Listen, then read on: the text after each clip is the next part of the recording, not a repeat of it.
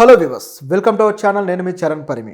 బాలకృష్ణ తన తనయుణ్ణి దించబోతున్నాడు. సో దీనికి సంబంధించి బాలకృష్ణ గారు అయితే తన గోల్డెన్ జూబ్లీ ఫంక్షన్ ఏదైతే ఉందో దాంట్లో భారీ అనౌన్స్మెంట్ అయితే ఇచ్చాడు. సో అది ఇచ్చిన దగ్గర నుంచి కూడా కొంతమంది టీడీపీ శ్రేణులు కొంతమంది ఏమంటున్నారంటే ఈ అనౌన్స్మెంట్ వచ్చాక జూనియర్ ఎన్టీఆర్కి ఇక చెక్ పెట్టినట్టే అని చెప్పేసి. సో చాలా వరకు టీడీపీ శ్రేణులు కొందరు ఎలా ఉన్నారంటే బాలకృష్ణను అలాగే లోకేష్ని ఓన్ చేసుకున్నట్లుగా జూనియర్ ఎన్టీఆర్ను ఓన్ చేసుకుంటూ లేరన్నమాట. ఎప్పుడైతే జూనియర్ ఎన్టీఆర్ ప్రచారం తర్వాత దూరంగా ఉంటూ వచ్చాడో ఆయనకి యాక్సిడెంట్ అవ్వడము, ఆ తర్వాత ఇక రాజకీయాలకు నేను పెద్దగా ముందుకు వెళ్ళను అని ఆయన సొంతంగా నిర్ణయం తీసుకొని వెనకడుగులో ఉండడం, అదే సమయంలో పవన్ కళ్యాణ్ వచ్చి టీడీపీకి మద్దతుగా నిలబడడం, ఇవన్నీ జరిగిన తర్వాత ఇక జూనియర్ ఎన్టీఆర్ అవసరం తీరిపోయింది అన్నట్టుగా టీడీపీ బిహేవ్ చేయడం మొదలుపెట్టింది. ఈ క్రమంలో జూనియర్ ఎన్టీఆర్ని కొద్దిగా సైడ్ చేసేసారు. ఆయన కూడా సైడ్ ఉండడానికి ఇష్టపడ్డాడు. ఎందుకంటే ఈ రాజకీయాల్లో ఎవరిని ఎప్పుడు ఎలా వాడతారు, ఎలా పక్కన పెడతారు అనేది జూనియర్ ఎన్టీఆర్కి అప్పుడు క్లారిటీ వచ్చింది. ఆయన ప్రచారం చేసినప్పుడు ఆయన వయసు కనీసం 30 years కూడా ఉండవు. సో ఇప్పుడు చూసుకుంటే ఆయన వయసు 40కి దగ్గరకు వచ్చాడు. ఐ థింక్ 40 అనుకుంటా. సో ఇది ఉన్న పరిస్థితి. సో ఇలాంటి దాన్ని బట్టి బేస్ చేసి చూస్తే జూనియర్ ఎన్టీఆర్ని టీడీపీ కావాలని దూరం పెట్టింది అనేది కొంతవరకు క్లారిటీ వచ్చింది. అయితే దీంట్లో భాగంగా బాలకృష్ణ గారు గత కొద్ది కాలంగా జూనియర్ ఎన్టీఆర్ని తన ఈవెంట్స్కి పిలవట్లేదు, సరిగ్గా జూనియర్ ఎన్టీఆర్కి ఇవ్వాల్సిన ప్రాధాన్యత ఇవ్వట్లేదు, నందమూరి వారసుడిగా జూనియర్ ఎన్టీఆర్ని ఇప్పటికీ చూడట్లేదు అని చెప్పేసి బయట అయితే ఎక్కువగా సర్క్యులేట్ అవుతూ ఉంటుంది, ముఖ్యంగా జూనియర్ ఎన్టీఆర్ ఫ్యాన్స్లో. సో ఈ విధంగా వీళ్ళ మధ్య ఒక రైవల్రీ అనేది అలా సమాంతరంగా సాగుతూ వెళ్ళిపోతుంది. దీంట్లో బాలయ్య ఫ్యాన్స్ బాలయ్యకు ఉన్నారు, జూనియర్ ఎన్టీఆర్ ఫ్యాన్స్ జూనియర్కి ఉన్నారు, ఇద్దరికి కలిపి ఫ్యాన్స్ కూడా ఉన్నారు. మొదట్లో అయితే ఇద్దరు ఫ్యాన్స్ కలిపే ఉండేవారు, కానీ తర్వాత బ్రేక్ అనేది వచ్చింది. సో ఇప్పుడు గమనించి చూస్తే జూనియర్ ఎన్టీఆర్ ఈ గోల్డెన్ జూబ్లీ ఈవెంట్కి కూడా రాలేదు. సో ఆయన రాకపోవడంతో జూనియర్ ఎన్టీఆర్ని పిలవలేదా, ఆయనకు ఆహ్వానం అందలేదా, అసలు ఏం జరిగింది అని పెద్ద చర్చే వచ్చింది. కాకపోతే బాలకృష్ణ గారు వేరే విధంగా ఆలోచిస్తున్నారు, తన తనయుడి విషయంలో దృష్టి పెట్టి వీళ్ళకి కావాలనే ప్రయారిటీ తగ్గిస్తున్నారు అని చెప్పేసి ఇంటర్నల్గా కొన్ని అయితే ఉన్నాయి విషయాలు. సో దాన్ని బట్టి చూస్తే ఇక్కడ జూనియర్ ఎన్టీఆర్ గారిని పిలిచిన మాట వాస్తవమే, కానీ ప్రతిదీ కూడా బాలయ్య గారు అయితే వెళ్ళి పిలిచేది లేదు. దీనికంటూ ఒక కమిటీ ఉంది. సో ఆ కమిటీ అందరికీ ఆహ్వానాలు ఇస్తుంది. అందులో భాగంగా జూనియర్ ఎన్టీఆర్ కూడా ఆహ్వానం అయితే వెళ్ళింది. సో వెళ్ళిన తర్వాత జూనియర్ ఎన్టీఆర్ దీనికి హాజరవుతాడా లేదా అనేది మరో ప్రశ్న వచ్చింది. చూస్తే హాజరు అవ్వలేదు. సో జూనియర్ ఎన్టీఆరే బాలకృష్ణ గారి ఆహ్వానాన్ని కాస్త తోచిపుచ్చాడు, ఆయన కాస్త అగౌరవపరిచినట్టే కదా అనే వాదన కూడా వచ్చింది ఇప్పుడు. ఎందుకంటే నిజానికి ఈరోజు September 2 జూనియర్ ఎన్టీఆర్ గారి మదర్ బర్త్డే.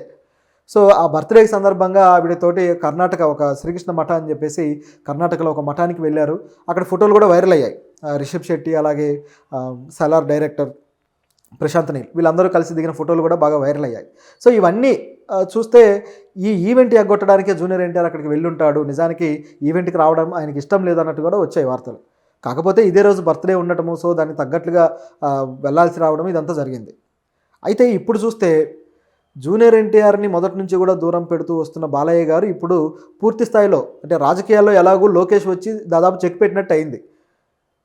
ఎన్టీఆర్కి వారసుడు అంటే ఎన్టీఆర్ రాజకీయ రంగానికి వారసుడు ఇక లోకేషే కానీ జూనియర్ ఎన్టీఆర్ కాదు అన్న వాదన వచ్చింది. ఎందుకంటే లోకేష్ అయినా మనవడే, అలాగే జూనియర్ ఎన్టీఆర్ అయినా మనవడే.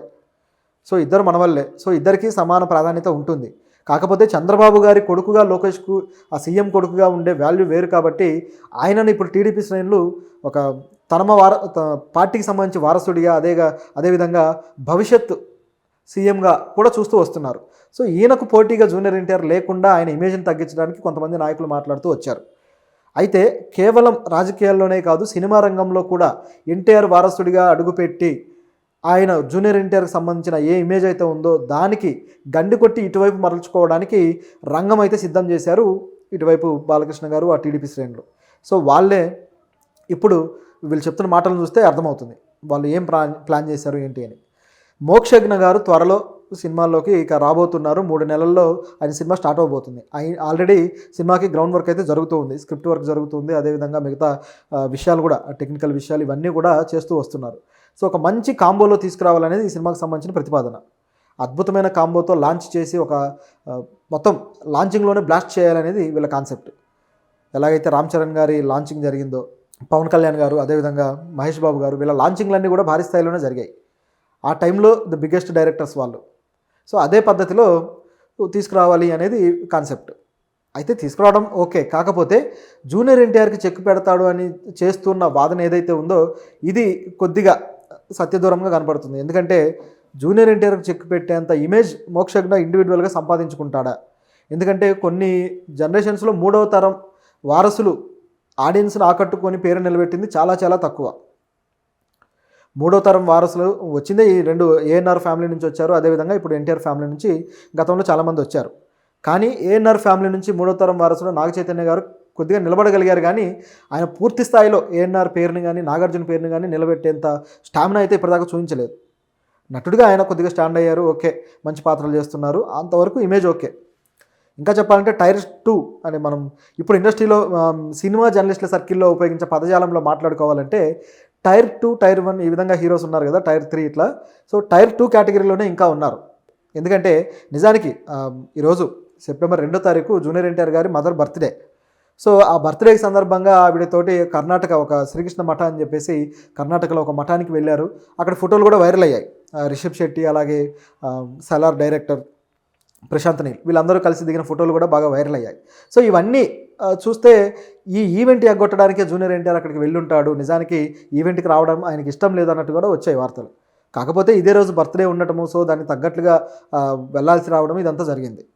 అయితే ఇప్పుడు చూస్తే జూనియర్ ఎన్టీఆర్ని మొదటి నుంచి కూడా దూరం పెడుతూ వస్తున్న బాలయ్య గారు ఇప్పుడు పూర్తి స్థాయిలో అంటే రాజకీయాల్లో ఎలాగూ లోకేష్ వచ్చి దాదాపు చెక్ పెట్టినట్టు అయింది.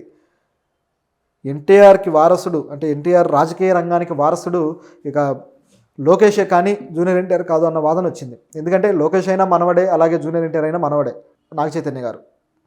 సో ఇది పరిస్థితి. అదేవిధంగా ఇటువైపు చూసుకుంటే నందమూరి ఫ్యామిలీలో కూడా మూడవ తరం వారసుడు నిలబడిపోయింది ఎవరయ్యా అంత స్టార్గా అంటే కేవలం జూనియర్ ఎన్టీఆర్. దాదాపు 60 మంది వచ్చి కనుమరుగైపోయారు. ఈ మధ్య కాలంలో కూడా ఇంకొక ఆయన సినిమా తీశారు, చైతన్య కృష్ణ అనుకుంటా. సో అట్లా కొంతమంది వస్తున్నారు పోతున్నారు, తర్వాత మళ్ళీ ఎప్పుడో కనిపిస్తారు.